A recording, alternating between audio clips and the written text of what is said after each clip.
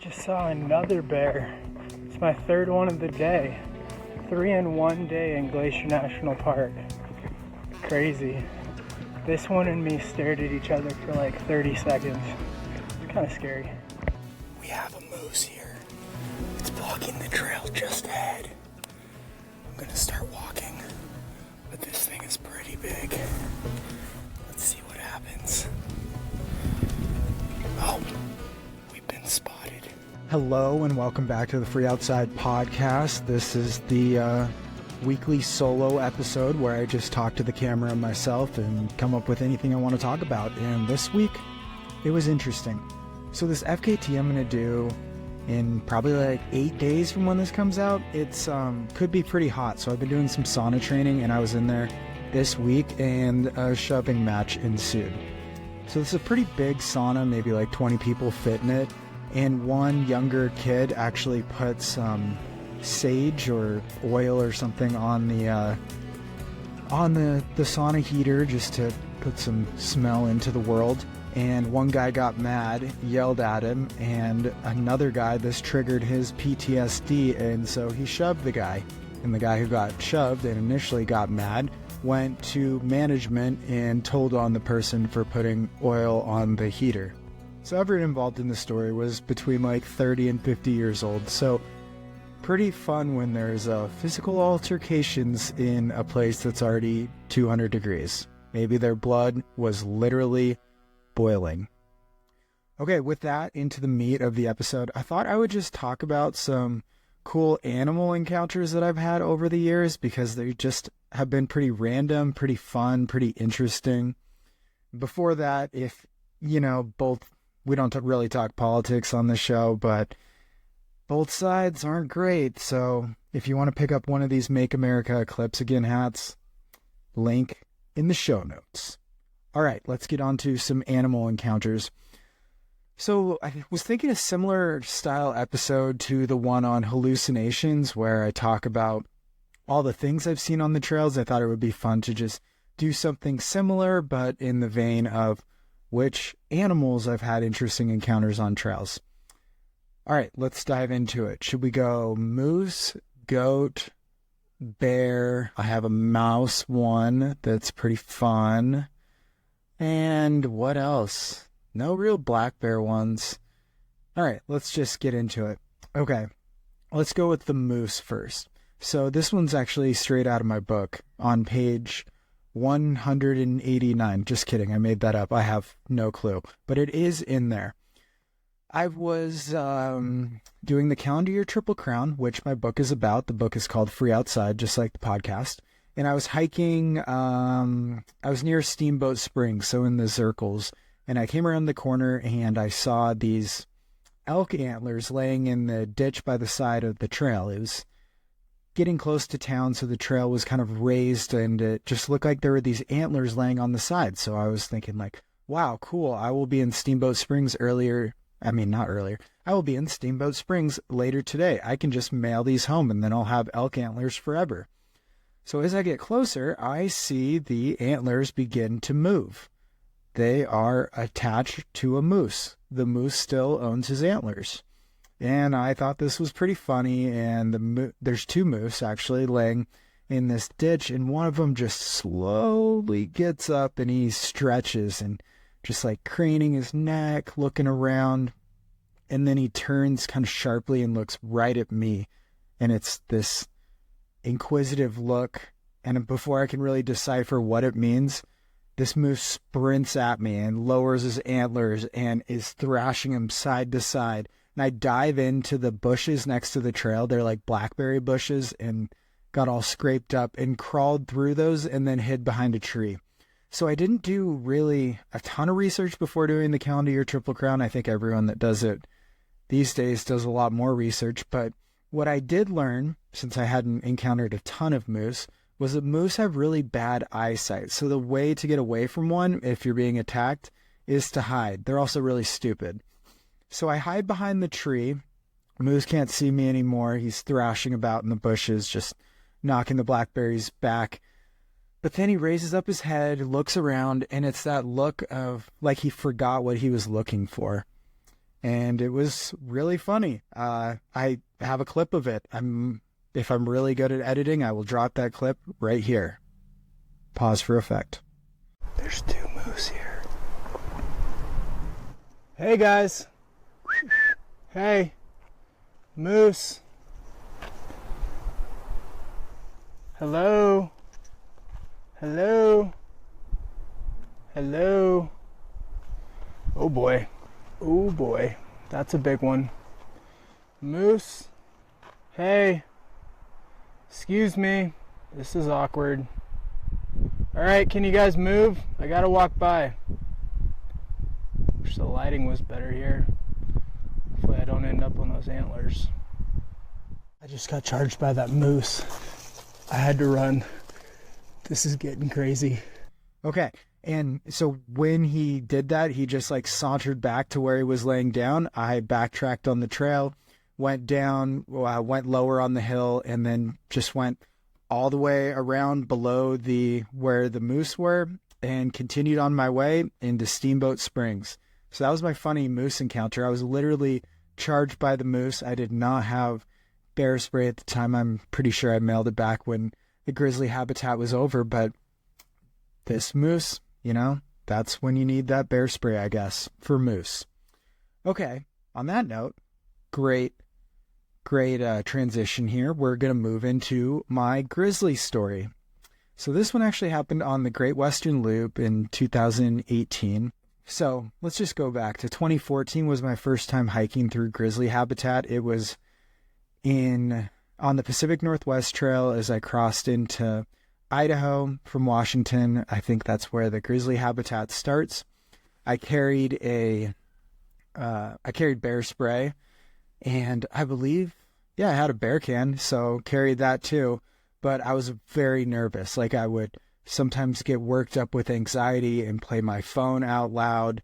I would just do all sorts of hooting and hollering to keep the grizzlies away. So I was scared.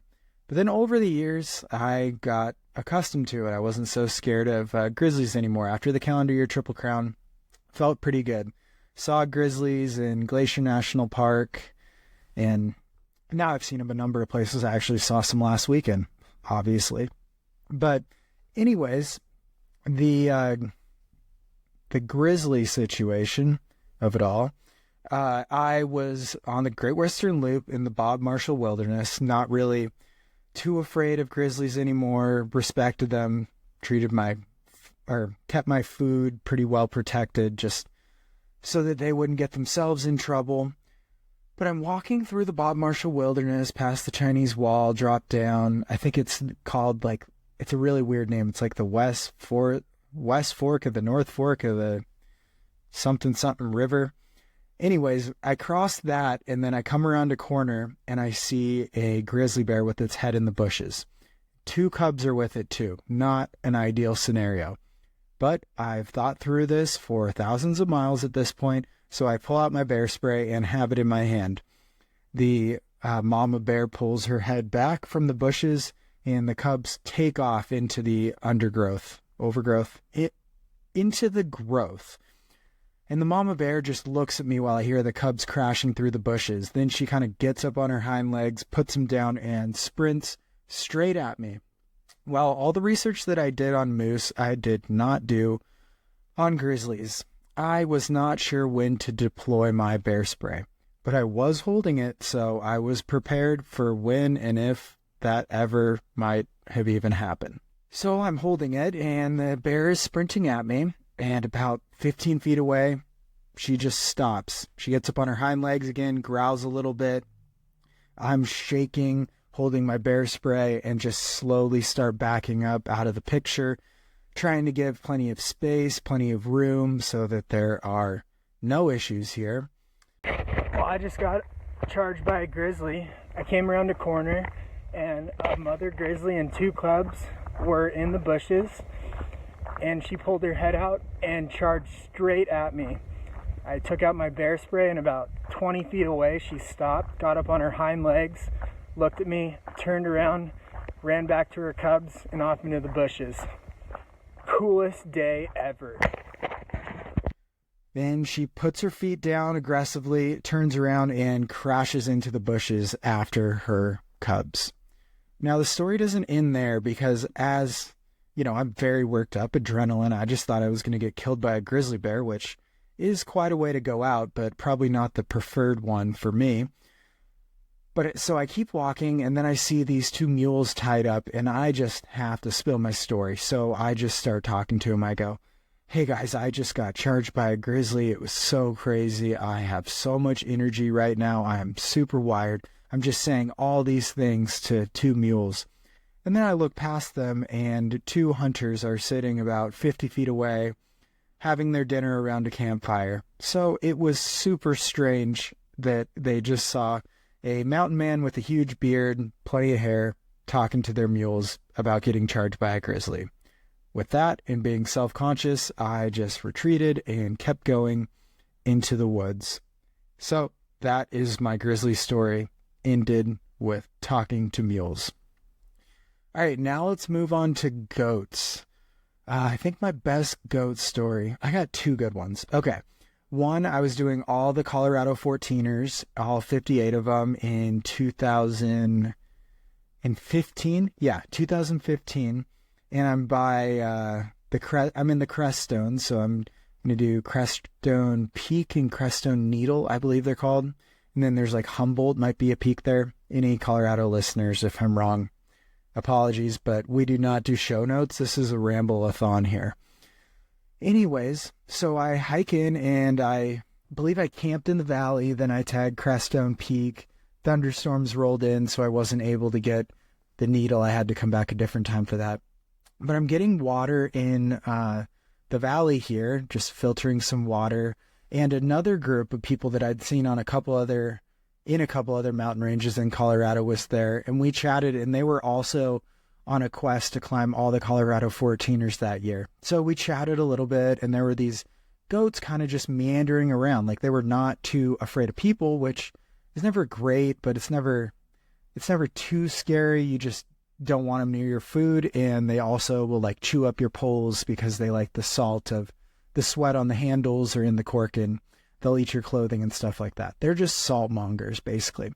So they're just kind of wandering around, and we're getting water, chatting, and then one of them just like sprints, zooms by like 5 feet away, and then another one just sprints by like 2 feet away, and before long they're just like crisscrossing us everywhere, like they're trying to send a message to get out of there. They obviously feel territorial over the water there, so we packed up quickly and got moving. We threw everything in our packs and then just moved on like a couple 100 yards and continued chatting from there. But it was really strange. I've never really thought of goats as that territorial, but apparently they are. The bighorn sheep in Glacier are actually pretty fun, kind of on the same topic. And the other interaction with goats this was in 2013, so these details are going to be interesting to get right. But in 2013, I was living up near Mount Rainier, and every weekend I would go out into the mountains, have a good time of trail running. I didn't know I was trail running, but this was the start of trail running. Like, I'd run the downs, run the flats, and then hike the ups, but I was still in the stage of that you have to run every step to be a trail runner. But anyways, I went out one evening after work, and I was 2 years off doing the Pacific Crest Trail. Camping through hiking was a big part of my life, so I really wanted to get back to my roots and get out there and camp a little bit before going back to work again on Monday.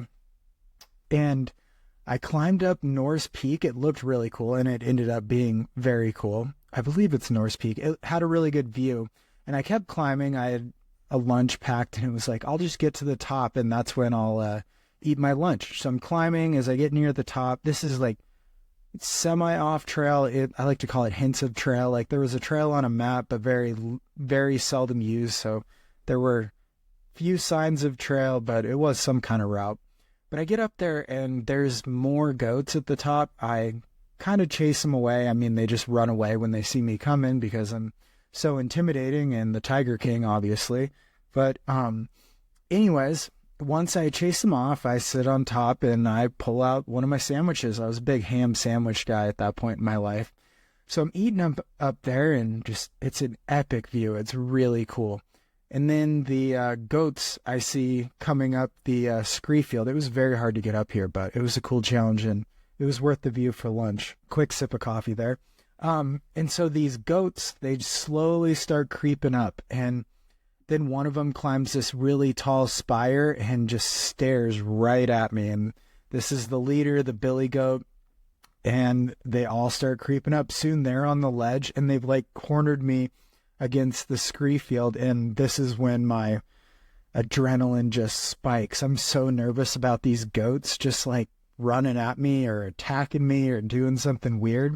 So I throw everything in my pack and just skedaddle down. And once again, the billy goat just starts sprinting by me, trying to intimidate me, get me out of there.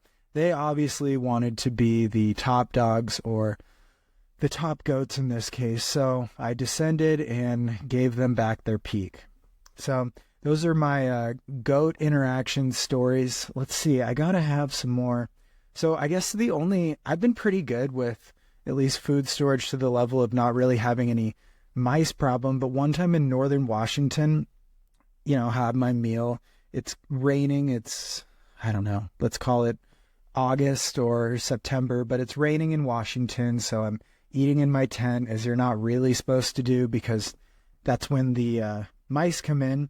But it's raining, and so I'm eating in my tent, probably have a couple crumbs, and then I go to bed, brush my teeth and go to bed, because all thru hikers brush their teeth every night, obviously. So brush my teeth and then go to bed, and then wake up to scurrying all over me. It's a mouse in my tent. And you better believe I went from fast asleep to wide awake with a headlamp on so quick. Like the fear of losing all my food is going through my mind. The fear of like getting bit by a mouse or something. So I corner it in the bathtub floor. I think I had a Gossamer Gear tent at the time. It was probably the one. Shout out GG. And I just kind of flicked the mouse out with my hands and zipped her all up and went back to sleep. I was too tired to do anything more about my food, but it worked out. So that is my mouse encounter. Let's see. Ooh, I guess humans are an animal. So on the Great Western Loop, once I left, the Continental Divide Trail and went on the Grand Enchantment Trail near Doc Campbell's. I believe that's right. So many trails, so many destinations, so many miles to remember. So I left, and I was right by the highway one night when I camped, and it's fine. I mean, it's a pretty rugged route at that point. You go Grand Enchantment Trail, Arizona Trail, and then just like your self-drawn trail to connect that back to the Pacific Crest Trail in that southern portion. So everything is rugged, resupplies are hard, distance between waters pretty hard. And I camped by, I don't know if it was a highway or a roadway. Anyways, something where there were a consistent amount of cars. Set up my tent, fall asleep, everything's good. I can usually sleep through the passing traffic, no big deal. But I am asleep, and then I just hear this car pull over. And all the guys, I can just hear, I'm wide awake now. They are definitely drunk, slurring their words. They pulled over to pee. And while peeing, one of them sees my tent apparently and yells that not to do anything funny because they all have guns. So that is a good thing to hear when laying in a tent. So I just yelled back that I was just camping, backpacking there, and I didn't have a gun or have any ill will or anything like that. And then I just laid down and was very triggered until I heard the car drive back off. It's not good to hear that they have guns, and then, 1.1 was like, we have guns and they're out and pointed at you if you try anything weird. And it was like, why would I try anything weird? I don't have a gun. I'm a skinny hiker. I'm literally just trying to camp here before I can resupply in town tomorrow. So that was pretty fun. My human interaction on the Great Western Loop. Oh man, I'm going to have to do a whole nother episode or solo episode series on just like hitchhiking. because my hitching stories are so funny. I have one of hitching across the entire state of Arkansas, and one of my rides told me that she was the lost princess. Is it Annabella? Anastasia, I think. Yep, I'm so good. Anastasia. So she told me that her grandmother was the lost princess Anastasia. She was related to her, and that her family and father were quite rich, and also offered to let me stay at her house. But at the same time, she smoked multiple things in the car. The windshield cracked, and she said she didn't have a driver's license. So that is a story for another day. I think we're losing touch here with what the episode was about. So back onto animals. Let's rapid speed the animal encounters here. Okay, one other one that I had was, I swear this happened, but it sounds super crazy. So I was doing the Appalachian Trail as part of the Calendar Year Triple Crown. It was like still winter, ice season in Maine, very cold, very dark.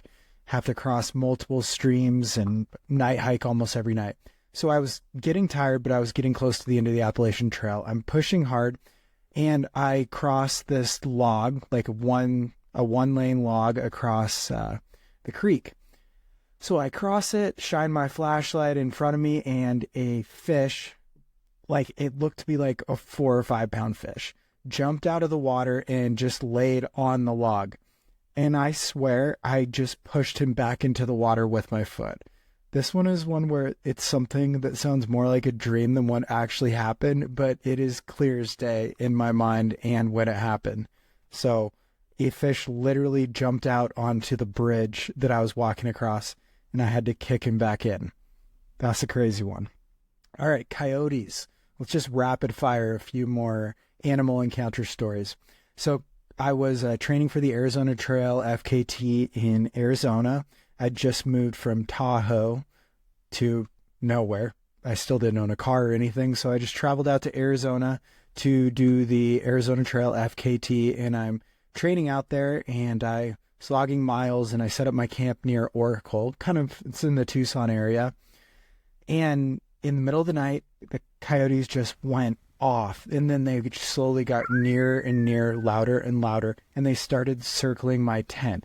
It was so scary with how much they were howling that I started yelling at them to try to warn them that I was literally camped there and they needed to go somewhere else and do something. So that is my coyote story. I barely slept that night. I was very scared, they were just like whoop, whoop, whoop, all around my tent. So not great feeling. All right, let's do a fishing story now. So I was in the Wind River Range, I think it was the Calendar Year Triple Crown, and I ran out of food. I still had like 24 plus hours to get to South Pass City, and all I had was like 1 or 2 packets of instant mashed potatoes.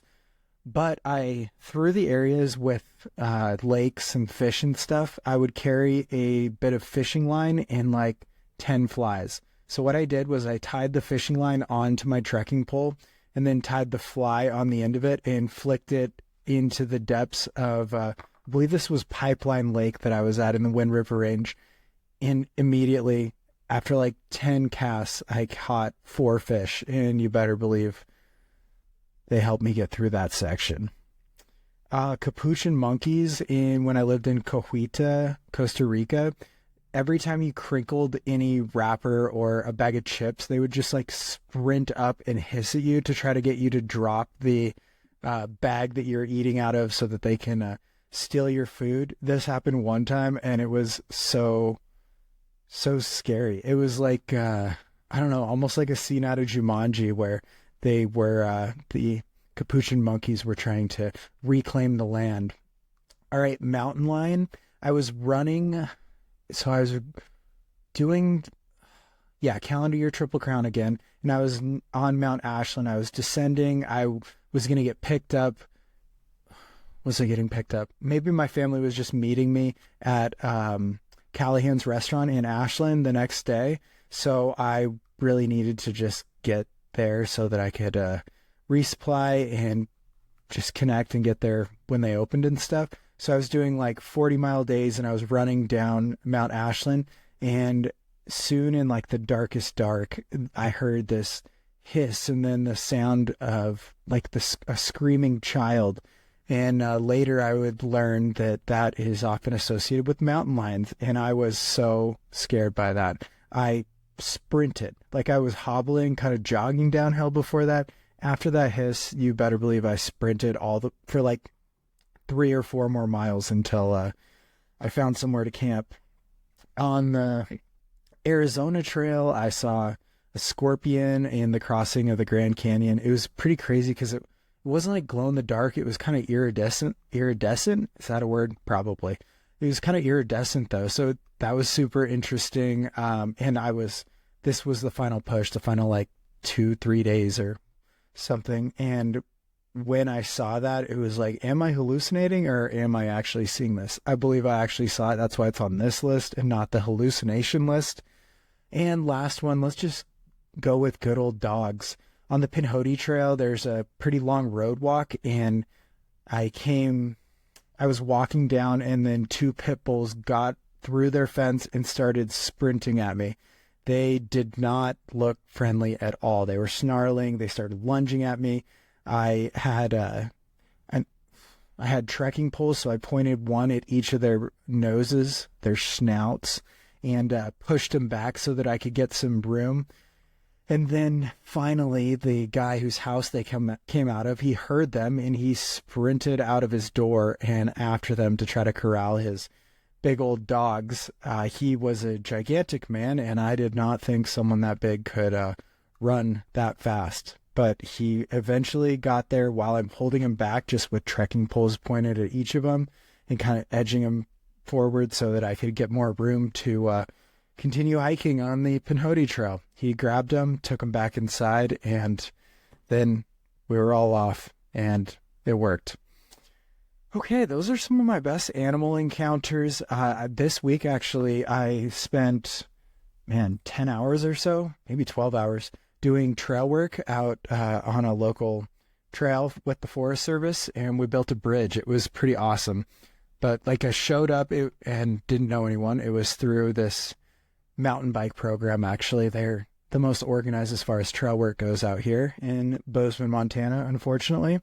But connected with them, went out, showed up, and the Forest Service guy, Josh Kinsley, who ran it, he was like, who wants to carry this heavy cable that is going to go with the come along so we can move logs? And just being nervous, insecure, with anxiety, I was like, I'll carry it. And I walked up there, and then he goes, do you have a pack that you can carry it in? And it was like, I was so embarrassed and already committed. So I was just like, nope, but it'll be fine. And so for 1.5 miles, I carried that in a pick. And it was very heavy, and my shoulder hurt just from carrying that and the lack of confidence to say that I couldn't carry it. So that's my trail work. We built a bridge across this seep. First, we had to knock out the old bridge. It was pretty good.